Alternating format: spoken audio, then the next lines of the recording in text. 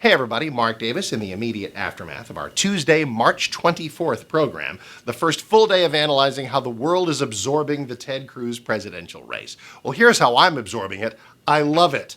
I love him. I support him. There are a lot of guys I may support. I've been taken by the Scott Walker ascendancy as the next person. I have another Texas buddy, Rick Perry, whom I'd love to see get in the race. Bobby Jindal next door in Louisiana, fantastic.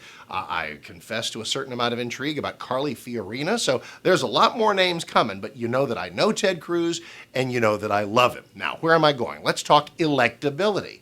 It is my job to step back from my personal feelings, my personal affinity, even my political agreements with Ted Cruz. It's my job to know that just because I love him doesn't mean that he's a shoo-in, doesn't mean that he's a lock. And I've spent a lot of time on the shows, and I'll continue to, telling everybody that just because I love Ted doesn't mean that I'm guaranteeing he'll get the nomination.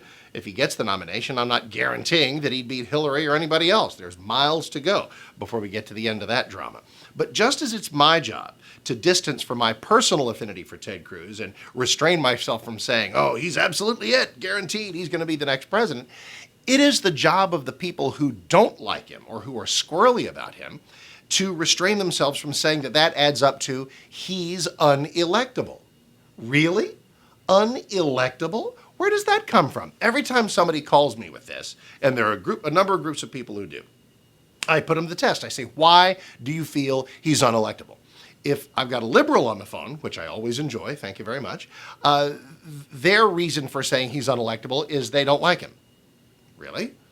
I mean, you not liking somebody doesn't make them unelectable. It makes them somebody that you're not going to vote for. There's a difference. If you don't like them, you don't like them. Unelectable means you don't think anybody's going to vote for, at least not in numbers sufficient for victory. The other places I'm getting pushback are from establishment donor class Republicans for whom Ted is just a little too spicy, a little too much pedal to the metal, and they say he's unelectable. Really? They said this about Reagan. Reagan was way too conservative. He was out of the mainstream. His conservatism was going to frighten people. Yeah, frighten people to 2 straight landslides. Now, I'm not saying that that's definitely going to happen with Cruz. That would be a logical flaw. What's past is not necessarily prologue.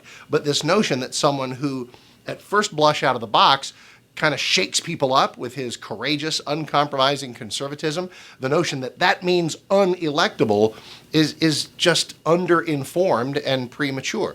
And the other group of people I'm getting some resistance from are people who admire Ted Cruz, who share his politics, but they're just skeptical. They just wonder if he can attract enough people to actually win. Now, therein lies the big question. Just as Scott Walker's job is to create believers, because his support is broad but not maybe that deep, Ted Cruz's job is to comfort skeptics, because his fan base is deep but needs to be broader. You follow me? So as he goes about this, I believe he will show you, and me, that he will be skilled, as he was in his speech in Lynchburg, Virginia at Liberty University, in painting a picture and showing a persona that's very different than the guy in front of Tiananmen Square, the line in the sand, government shutdown guy. That has been what some of his Senate role has been. His role now is to paint himself as a president for all the people, to talk about opportunity conservatism, to talk about returning our liberties, let us keep more of our money, to show people that conservatism is good no matter how old you are, no matter what sex you are, no matter what race you are. Can he do this? Absolutely. Can he do it well enough to win? I don't know. That's why we have the next few months. But just so you know, the people who are offering up that he is unelectable, and Donnie Deutsch on MSNBC, again, it's MSNBC, said that he is slimy, scary, and dangerous. Not a crossover voter, I'm guessing. But he also said he hasn't done anything. Well, oh, really? An Obama voter is an interesting person to talk about, somebody who hasn't done anything. What exactly had Barack Obama done?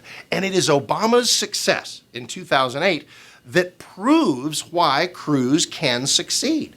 Because we're not necessarily talking about big legislative achievement. Did Obama have big legislative achievements? No. He had a message that he was able to package, and it resonated with people. Ta-da! A message that you can package, and it resonates with people. You see that from Ted Cruz. You saw it this week in his announcement speech. You're going to see it a lot more. And that means more, frankly. It shows more about your mind and your heart and your spine than quite frankly, a list of legislative accomplishments. Oh, how many bills do I have with my name on it? I got this bill and that bill. We got too many stinking bills anyway. What we do not have enough of are people with the vision and the heart and the spine to carry out that vision. Ted Cruz has shown that he can do that. Will it resonate with enough people to make him the nominee or the next president? I don't know. He'll have a lot of talented company in the Republican field. But people stepping forward and saying, oh, he's unelectable, that's just misplaced aggression.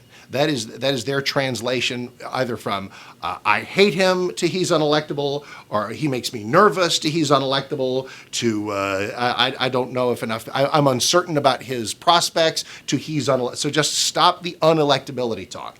None of us has a crystal ball. I don't know that he's going to be the nominee, but you don't know that he's not. Mark Davis Show. Join us all the times you want to right here on 660 AM The Answer, 660amtheanswer.com. Thanks so much.